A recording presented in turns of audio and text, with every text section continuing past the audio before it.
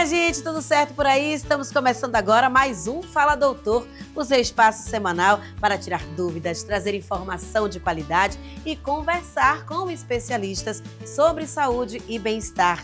Hoje a gente vai falar sobre psoríase, uma doença de pele crônica que afeta a autoestima e a qualidade de vida de milhões de pessoas. Somente aqui no Brasil, estima-se que entre 1 e 2% da população conviva com a doença, o que representa mais de 2 milhões de brasileiros. Embora não seja contagiosa, ainda existe muito preconceito e desinformação, o que torna fundamental ampliar o diálogo e esclarecer mitos e verdades. Por isso, eu vim aqui hoje conversar com a dermatologista, a doutora Alice Rocha de Magalhães, que vai explicar o que é a psoríase, quais são os tratamentos mais atuais, como conviver com a condição e como principalmente apoiar quem enfrenta essa realidade no dia a dia. Bora comigo? Pronto, eu já estou aqui com a doutora Alice Rocha de Magalhães. Ela é dermatologista, imunologista e alergista. E a gente vai falar justamente sobre a psoríase, que é uma condição que afeta muitas pessoas no Brasil, inclusive a mim. Então, doutora, seja muito bem-vinda ao nosso Fala Doutor, tudo bem? Tudo bem, obrigada, Cristiele. É um prazer te receber aqui, falar um pouco sobre psoríase e tentar tirar um pouco as dúvidas, né, que surgem, que até surgiram naquela entrevista que a gente fez. Então, vamos lá. Vamos nessa. Eu queria que a senhora começasse então explicando o que efetivamente é a psoríase e como ela se manifesta no nosso corpo. Excelente. A psoríase é uma doença muito comum, que a forma mais clássica de manifestação é por placas, umas manchas vermelhas mais grossinhas, principalmente em cotovelo, joelho, bem no meio do bumbum, no couro cabeludo e na região atrás das orelhas. Esses são os locais clássicos mesmo. E vermelhas, que descamam, podem ser um pouquinho arroxeadas. Algumas pessoas, a maioria diz que coça, apesar dos livros não dizerem que coça, mas é uma lesão que está muito associada à área de trauma. Então, quanto mais a pessoa coça, piora. Os locais em que a gente tem mais atrito são locais onde a gente tem mais lesões. Sola do pé e palma da mão também é comum. Então, esse é um apanhado geral sobre como são as lesões de psoríase, tá? A gente ouve muito dizer que é uma doença autoimune. O que é que isso significa e quais são os fatores que podem levar a desencadear a psoríase? Quanto mais o tempo passa, mais a gente entende a psoríase como uma doença sistêmica, que a gente chama. Por muito tempo ela ficou sendo conduzida, tratada como se fosse restrita à pele, porque é o que a gente vê mesmo, é o que mais traz o paciente. No entanto, com o passar do tempo, a gente viu que é uma doença inflamatória, com realmente uma característica autoimune, que está associada a uma tendência, por vezes genética, como se o corpo tendesse a responder daquele jeito diante de alguns estímulos, diante de alguns fatores desencadeantes, mas que promove uma proliferação das células da camada da pele de uma forma muito acelerada. E também está associada à inflamação de outros sistemas. Então, por isso que a gente vê uma associação grande, inclusive, com a artrite, que é a artrite psoriásica. Então, nesse contexto, a gente viu que é uma doença que está muito além da pele, que reflete uma inflamação sistêmica e que vale a pena a gente investigar, tanto por exames de imagem quanto exame físico completo, para que a gente consiga fazer um tratamento adequado mesmo. O que você me perguntou em relação a fatores desencadeantes, o que é que causa, não tem uma causa estabelecida assim. A gente vê que fatores que dão aquela bagunçada no sistema imunológico podem predispor tanto ao surgimento da psoríase quanto à exacerbação. Então, o que é comum? Períodos de estresse podem piorar. Muita gente abre o quadro de psoríase em algum momento mais traumático na vida. Seja no colégio, no ensino médio, prestes a fazer um vestibular, após o falecimento de algum familiar, após a instalação de alguma doença, após uma mudança, me mudei, apareceu isso, me separei, apareceu isso. Então isso é comum em consultório, não é regra. E para quem já tem a psoríase, essas coisas que acontecem no intercurso mesmo da vida podem fazer com que ela piore um pouco em determinados momentos, tá? Então, no meu caso, desencadeou com a maternidade. Vamos entender que foi por toda essa movimentação que a maternidade muitas vezes causa na mulher. Também é comum, né, doutora? Isso é verdade. E a psoríase tem alguns momentos na vida que predispõem mesmo. Então, é mais uma doença que se manifesta na vida adulta. Algumas crianças já manifestam e o que acontece muitas vezes é que a gente faz o diagnóstico na vida adulta e quando faz a retrospectiva, tinha alguma coisinha que já dizia que poderia ser psoríase antes. Então, couro cabeludo que descama muito na criança, palma da mão e sola do pé muito grossos, que descamam muito. Então, quando a gente vai olhar para a criança, fala, poxa, aquilo ali já podia dar um indício de que poderia ser uma psoríase mais para frente. Às vezes as pessoas não estão bem informadas a respeito do assunto, né? A gente vê, às vezes a gente acha que é uma coceira, uma alergia. A senhora falou sobre a questão da idade, mas também sobre essa questão, né? Que algumas pessoas desenvolvem, outras não. Mas todas as pessoas, elas podem ter essa predisposição e ter esse start acionado em determinado período da vida. Como é que isso se dá? Algumas pessoas podem ter psoríase, mas ela não se manifestar, por exemplo? Podem. Mais ou menos 2 a 3% da população tem um diagnóstico de psoríase. Muitas delas podem passar a vida sem o diagnóstico, com lesões bem localizadas, muito associadas a esse período de maior estresse, então pode até ser abaixo do que a gente acredita, mas a gente precisa dessa predisposição genética para que surja a psoríase. Então, quanto mais o tempo passa, mais a gente busca coisas que podem predizer. Então, por exemplo, assim como algumas doenças são mapeáveis, a gente fala, poxa, se eu fizer isso, eu tenho maior risco de ter tal coisa. A gente tenta fazer isso com outras doenças como a psoríase, por exemplo. Mas eu não consigo dizer qual que é a chance mesmo de uma pessoa ter ou não, mas não é qualquer pessoa que pode ter. Sim. Então é pra quem pode, não é pra quem quer ter psoríase. Existem tipos de psoríase que sejam mais comuns aqui no Brasil? Existem. A psoríase, a forma mais comum é a vulgar em placas mesmo, que é a de cotovelo, joelho, e a de couro cabeludo, que também é muito comum. Mas existem outros tipos que são comuns também. A gente tem a psoríase ungueal, que é a psoríase das unhas, que justifica aquelas unhas frágeis, que descamam, que descolam um pouquinho a borda. E tem umas que são bem particulares, que é aquela unha como se tivesse um bocado de furinho, como se fosse aquele dedal, sabe, que a gente usa para costurar. Então fica com aquele aspecto, é uma lesão comum. Outra é a psoríase genital. Então é importante que a gente fale sobre isso, para que os pacientes e as pessoas com lesões genitais busquem o atendimento médico, porque isso compromete a qualidade de vida, deixa a pessoa preocupada, achando que é uma infecção, achando que passa para outra pessoa, restringindo essa questão de vida sexual também, e que merece tanto a investigação quanto o tratamento. Nesse caso da genital, quais são os aspectos, né? Como é que se identifica? Isso é importante. Muda, porque a região genital já é uma área mais úmida, então descama menos. Então a psoríase do couro cabeludo sai muita casca mesmo. A de cotovelo tende a sair mais. Só que a região genital é mais úmida, fica o tempo todo ali guardadinha, normalmente por cueca ou calcinha, então pode não ter essa descamação. Pode ter uma sensibilidade diferente no local, como se fosse uma pele mais sensível mesmo, sabe? Como se coçasse um pouco mais, Sim. ou se tendesse a ferir, principalmente se for na região de dobra, pode ter o que a gente chama de fissura. Mas normalmente ela é vermelhinha, eritematosa, ou até um pouquinho mais arroxeadinha, e pode acometer qualquer área de região genital. Inclusive homem mesmo, que tem região de glande, passa muito tempo sem procurar atendimento médico, acha que, não, deixa, vai passar, vou esperar, surgiu do nada, pode também desaparecer do nada. Só que enquanto isso, essas alterações modulam o nosso comportamento, né? Então, é importante procurar. Existe algum outro tipo, já que eu te interrompi? Existe sim. Tem a psoríase gutata, que ela parece, ao invés de ser em placas, ela é como se fossem várias bolinhas pelo corpo. Então essa é uma das manifestações comuns que podem surgir. A gente tem a psoríase de couro cabeludo, a gente tem a psoríase em unha, já falei, a gente tem associação com a artrite psoriásica, que isso é super importante.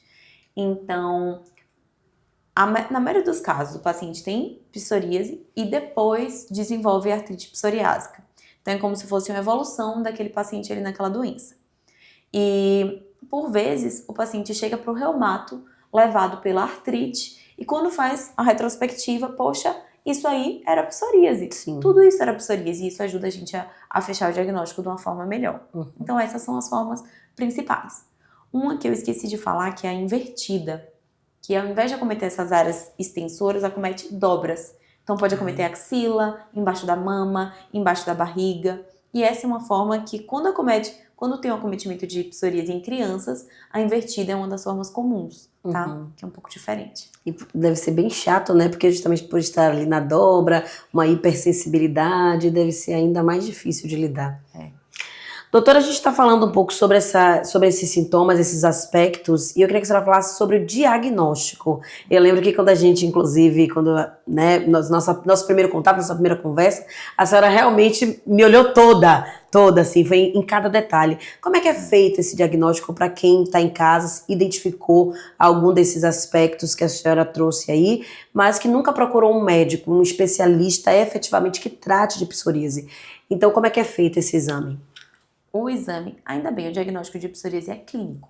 Então, a gente não precisa realmente de uma biópsia para chegar ao diagnóstico, não precisa de exame de sangue, não. A gente faz uma avaliação completa, como você mesma falou. A gente olha cabelo, couro cabeludo, vê se na língua não tem lesão. Às vezes, quem tem aquela língua geográfica, aqueles desenhos na língua, tá associado à psoríase. Olha a axila, olha a unha, olha as juntas das articulações, olha meio de bumbum, região genital, embaixo da mama.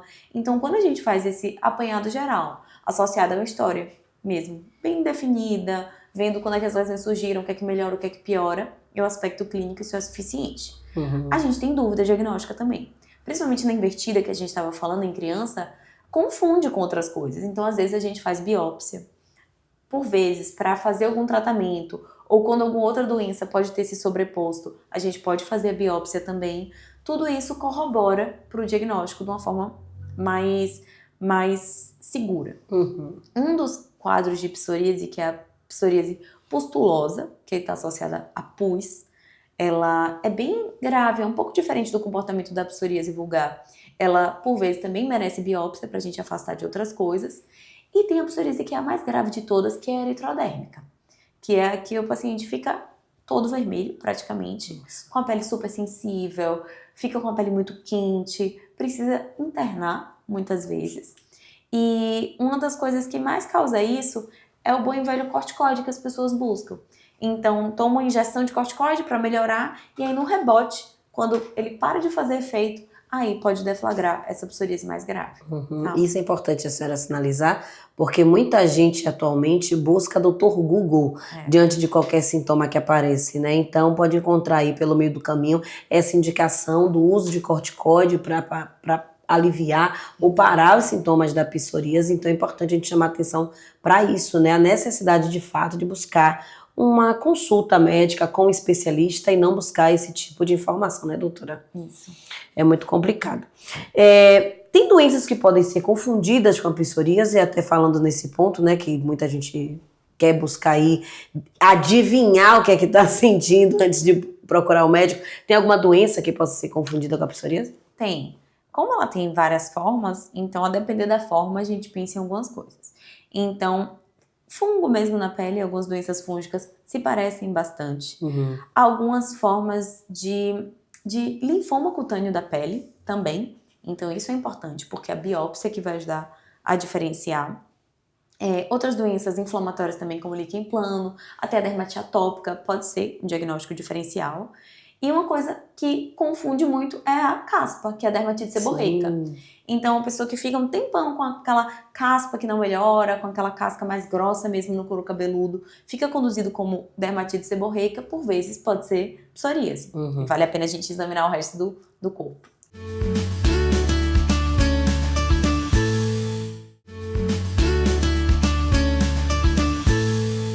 Olha, você que está chegando agora, eu estou conversando com a doutora Alice Rocha de Magalhães. Ela é dermatologista, imunologista, especialista em psoríase, está ajudando a gente aqui a entender um pouco mais sobre essa doença.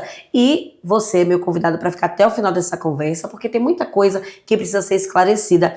Doutora, é muito comum, por exemplo, eu já estive com outros médicos antes de buscar, inclusive, sua ajuda para tratar da psoríase, mas sempre é recomendado evite o estresse. Evite o estresse. Mas no ritmo acelerado que a gente vive, essa é uma orientação que praticamente não cabe nas nossas demandas, né? A gente não tem como evitar o estresse no dia a dia. Eu queria que a senhora falasse um pouco sobre hábitos. O que é que a gente pode fazer na nossa rotina justamente para minimizar esses sintomas, essas descamações, essas ações da psoríase no nosso corpo?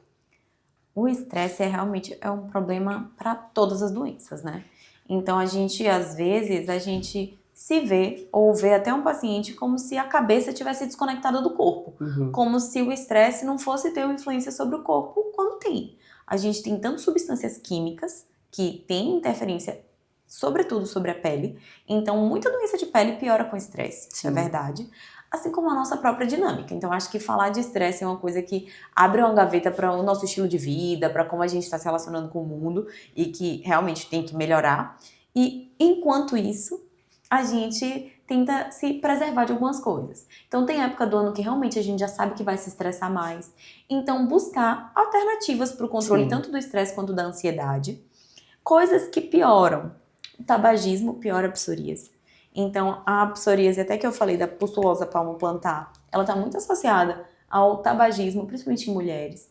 Então, é importante que a gente alerte isso, que é verdade essa associação. Outra coisa é aquilo que eu estava falando da manipulação das lesões. Então, como é uma lesão que piora em áreas de trauma, quanto mais a gente mexe nela, quanto mais a gente coça, quanto mais a gente faz fricção, se apoia, pior fica. Então, vale a pena a gente investir no hidratante, a gente prevenir a lesão desses locais, evitar, tentar arrancar as casquinhas. Que é muito comum, né? Que é muito comum. Até mais couro cabeludo. Ah, tô cheia de casca na cabeça, vou tentar arrancar tudo. Aí fica passando pente, fica passando coisa, fica passando mãozinha nas costas. Isso é um estímulo para aquela pele que tá ali já lesada, produzir ainda mais pele lesada. Esse é um fenômeno que é descrito e que é muito comum, inclusive nessas lesões de psoríase que perduram. Imagino que inclusive também na pele, né? Porque no meu caso atinge bastante a parte superior do pé, então também aquela coisa de, não, vou pegar pedra-pume para passar e tal, também não funciona. Não, porque depois a pele vem e faz o rebote, por assim dizer. Vamos falar um pouquinho sobre alguns mitos. Psoríase é contagiosa? Não. Definitivamente não. Isso é bom que fique bem claro. Que aí já fica mais tranquilo, né? Falando sobre alimentação, existem alimentos que devem ser evitados, que podem piorar a psoríase? Não tem Também é mito. É mito. O que a gente vê em relação à piora da psoríase é que, como é uma doença inflamatória, alguns quadros inflamatórios podem piorar. Então, uma das estratégias que a gente consegue, por exemplo, sugerir que a pessoa tenha hábitos de vida mais saudáveis, perca peso, faça atividade física, porque isso vai diminuir as citocinas inflamatórias e vai promover uma melhora da psoríase. Então, a gente, com a perda de peso, às vezes, de 10%, consegue ter uma regressão boa de sintomas. Então, isso é bom de falar, mas alimentos especificamente nenhum, tá? Vitamina D, o sol, qual a importância dele no tratamento? Essa é uma boa questão. Porque a vitamina D está muito associada à melhora da psoríase. Tanto que, mas é bom que a gente deixe claro, não a ponto de queimar, nem a ponto de ser uma exposição muito intensa. Porque aí a gente vai fazer um estímulo até para piora da psoríase. Mas o sol e os raios ultravioletas, ele tem um comportamento de imunomodular, de diminuir um pouco essa inflamação na pele. Então, muitas pessoas pioram da psoríase na época do verão, ou melhoram na época do verão, justamente por causa dessa exposição ao sol. E, inclusive, tem uma das formas de tratamento que a gente chama de fototerapia, que é a exposição do paciente à radiação ultravioleta controlada, num tempo controlado, para a gente ter o benefício dessa radiação, sem agregar tanto o malefício da exposição ao sol. Então, isso está associado tanto ao efeito imunomodulador da radiação ultravioleta, quanto a vitamina D também. Então, um dos tratamentos que a gente usa tópicos é com um análogo da vitamina D, então tem benefício, e manter os níveis dentro do valor de normalidade também está indicado. Não é para hipercorrigir, porque isso é grave, isso dá inclusive internação. Aquelas doses enormes, cavalares de vitamina D não estão indicadas. Tá? Então já fica aí a dica para você, viu? Nada de buscar desesperadamente doses de vitamina D, porque não vai funcionar. Agora, doutora, falando especificamente dos tratamentos, né? Quando o paciente chega aqui num quadro de psoríase já avançado, com muita descamação, seja no couro cabeludo ou na pele, como é que se inicia esse tratamento? Você está falando da necessidade de alguns exames de sangue para verificar esses índices, mas qual é o passo a passo? Quando a gente está diante de um paciente grave assim, A primeira coisa que a gente vê é quão grave ele é. Isso vai ser definido tanto pela extensão da doença, qual porcentagem do corpo é acometida, como pela repercussão em qualidade de vida. Então tem paciente que tem muito pouca lesão, mas aquilo atrapalha demais a vida dele. E ele vai ser considerado como grave.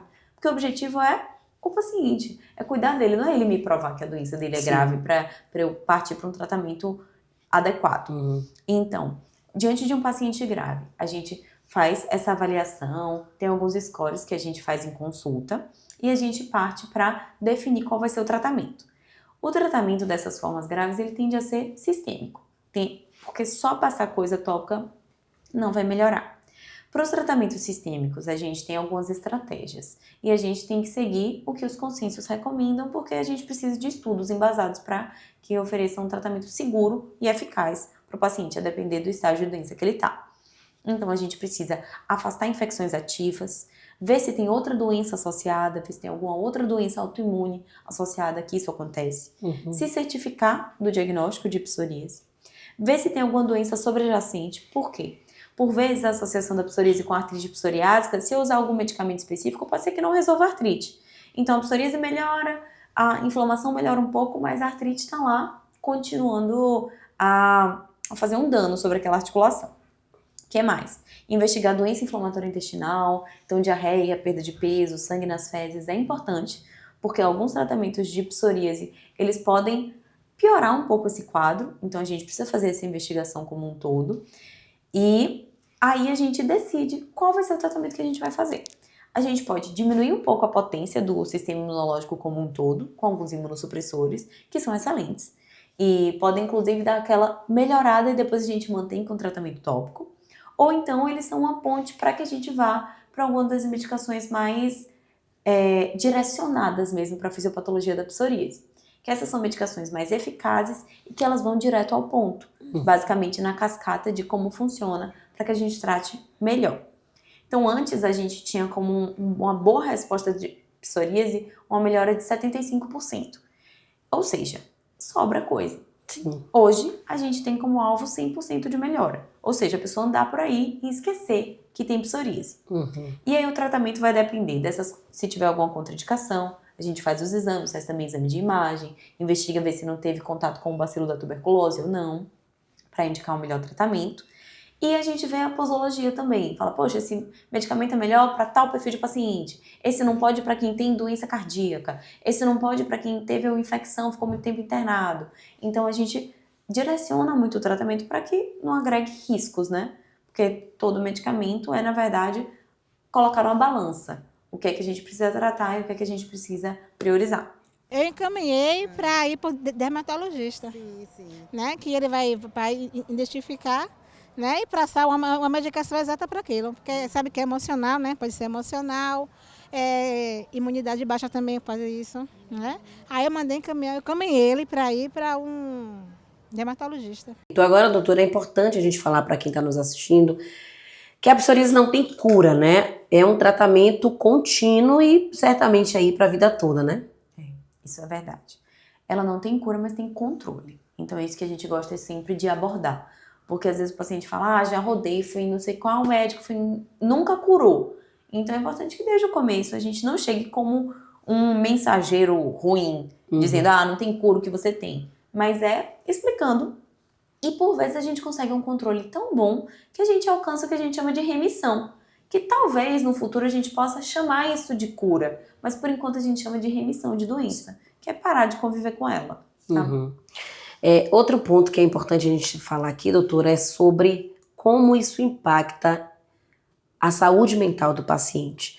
Né? Eu imagino que são muitas histórias que a senhora ouve por aqui de pessoas que alteraram completamente a forma de viver, o modo de vida, a partir do momento que descobriram que houve a manifestação da psoríase, né? Traga um pouquinho desses relatos e se há também dentro desse tratamento uma indicação para uma terapia, para um apoio psicológico desse paciente. É muito comum. Porque essas doenças, para quem está com elas, elas praticamente só olham para a própria doença. Então, isso muda desde como a pessoa se vê no espelho, como as roupas que quer vestir, os locais que quer frequentar. Então, quem tem uma psoríase grave, com acometimento de áreas nobres, acometimento de rosto, são pessoas que têm uma maior associação com depressão, com transtorno de ansiedade. Então, quanto mais o tempo passa, mais a gente reforça a importância da multidisciplinaridade mesmo no acompanhamento dos seus pacientes. Porque a gente precisa fazer com que ele se sinta bem. Então, é comum que a gente indique um acompanhamento com um psicólogo, por vezes com um psiquiatra, para ajudar a gente, tá?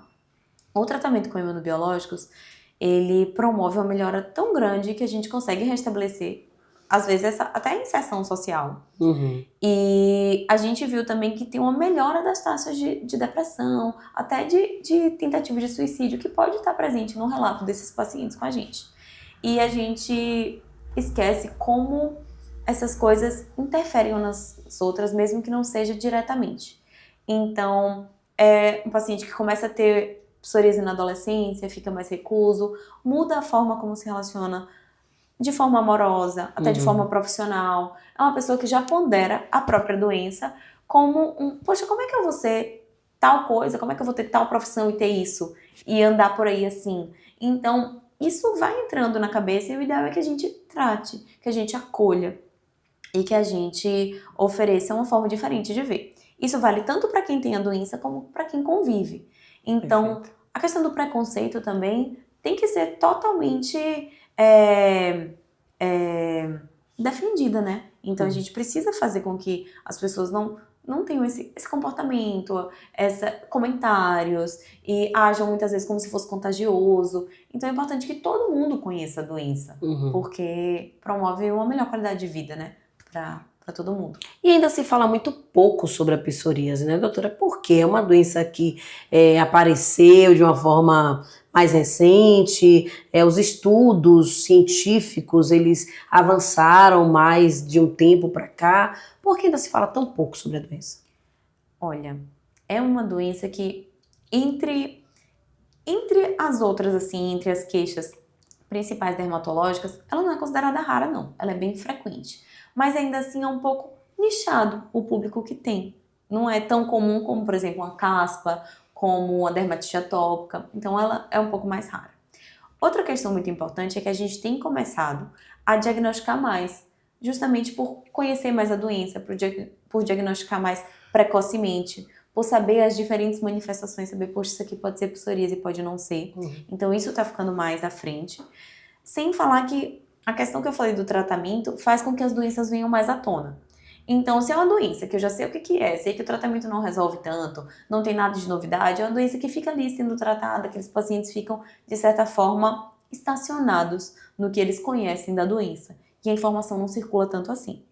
A partir do momento que a gente tem mais estudos publicados, tem medicação mais disponível, poxa, eu conheço uma pessoa que ficou ótima da psoríase, poxa, aquela minha ali também tem, vamos ver o que é, vamos ver o que mudou de tratamento. Então isso vai sendo trazido. E a gente tem também em dermato muita queixa, demanda e palco para questões estéticas, que também são muito importantes. Só que por vezes a questão estética ela ganha mais palco do que conversar sobre doença. Então, conversar sobre doença fica mais restrito para quem procura, porque sofre daquilo, alguém na família sofre daquilo. Então, talvez por isso não seja tão difundido assim. Ela usou vários cremes de pele para restaurar alguma coisa, hidratar também sobre a pele, porque ela já usou outros, só que não estava dando fundamento. Aí passou novamente pelo dermatologista. Ela se queixava de ardência na pele. Aí fica como se fosse rachando. Aqui no Fala Doutor você tem a oportunidade de conhecer um pouquinho mais sobre várias questões relacionadas à sua saúde. Então sempre, toda quarta-feira a gente já tem esse encontro marcado aqui na nossa TV Câmara de Salvador. Assim como hoje a gente está conversando com a doutora Alice sobre a psoríase, você tem aí no nosso YouTube uma programação diversa com vários programas onde a gente aborda diversos assuntos. Doutora, a gente já está no finalzinho aqui, a gente falou sobre alguns hábitos do dia a dia que podem minimizar esses impactos da psoríase na nossa vida. Mas, por exemplo, que tipo de hidratantes a gente deve optar? Que tipo de shampoos quem tem a psoríase no couro cabeludo deve dar preferência no uso, justamente para minimizar durante o tratamento, né? Eu sei que após uma consulta, após o diagnóstico, são passados produtos específicos. Mas quem tem aquele uso comum, vai no supermercado, quer comprar um shampoo, um creme ali rapidinho, A que tipo deve dar essa preferência? Olha, em relação a hidratantes, eles são essenciais. Eu gosto muito de avaliar o tipo de pele, porque as peles mais sensíveis, elas não toleram alguns compostos que são bons para psoríase. Mas os hidratantes que têm um pouco de ureia, eles garantem uma hidratação boa, promovem uma melhora dessa descamação, então é bom procurar por eles. Os sabonetes que não agridam tanto a pele, então os sabonetes em barra, eles agridem mais a pele porque eles têm um pH muito diferente do próprio pH da pele. Então a gente tende a não indicar tanto, nem esses sabonetes que matam todas as bactérias, todas as coisas, pro corpo todo, termina que agride mais. Sim. Outra coisa importante é em relação ao uso de shampoos. Então tem alguns shampoos que são específicos para psoríase e alguns que são para caspa, que atuam super bem na psoríase também. Porque como tem uma manifestação clínica semelhante, por vezes o shampoo pode ajudar. Então o shampoo anti-caspa pode melhorar, dar mais conforto. E de hábito, por exemplo, passar muito tempo sem lavar o cabelo pode piorar, porque fica sebo, fica resíduo no couro cabeludo, então confunde, inflama mais. Então tem uma certa regularidade quanto a isso. Sim. E acredito que essas são algumas orientações gerais que já dá para ir fazendo em casa. A senhora falou mais cedo um pouco sobre o uso do cigarro, como isso pode impactar o álcool, né? Já que a gente está em Salvador, a população soteropolitana geralmente consome muito álcool, gosta de uma cervejinha, de um negocinho, principalmente no fim de semana. A cerveja, o consumo do álcool também pode impactar nesse tratamento? Pode, a partir do momento em que baixa um pouco o sistema imunológico, está associado também à noite mal dormida, à alteração de alimentação, mas especificamente o tabagismo nos estudos está muito associado a uma piora mesmo. Então, o alcoolismo e o consumo de álcool entram mais como na questão de estilo de vida, desde que a gente também não esteja falando daquele etilismo crônico, com alta quantidade de álcool, ingerida muito além do social, tá? Eu não consigo dizer que tem uma dose segura e adequada de álcool, também fica aí aberto para os hepatologistas, para os gastroenterologistas, para abordarem esse tema, mas associação direta com piora de psoríase, a gente não vê tanto. Graças a Deus. Doutora, deixa uma mensagem aí para quem está nos assistindo em casa, uma mensagem final para quem está descobrindo agora a psoríase, para quem está começando a tentar tratar, enfim, dê um alerta, porque eu lembro que a senhora fala muito bem sobre a importância da gente tentar conviver bem com essa doença, que como dissemos aqui não tem cura, mas é possível tratar e ter uma convivência pacífica com ela. Então deixa essa mensagem aí para quem está nos assistindo. Então, foi excelente falar um pouco sobre psoríase aqui. Quero deixar a mensagem de que é uma doença cada vez mais compreendida e que a gente está cada vez mais preparado para acolher esse perfil de paciente. Então a gente entende mais como ela funciona, entende mais o que melhora, o que piora e consegue oferecer um tratamento adequado, individualizado, baseado no estilo de vida, na indicação, na idade de cada um. Então, fique aberto para procurar seu médico, para estabelecer um bom vínculo. Isso realmente muda o seu tratamento, sua jornada. Muito obrigada, viu, por essa conversa. Adorei mais uma vez te encontrar e até uma próxima, que vai ser breve. Obrigada, Cristiele. Foi um prazer enorme.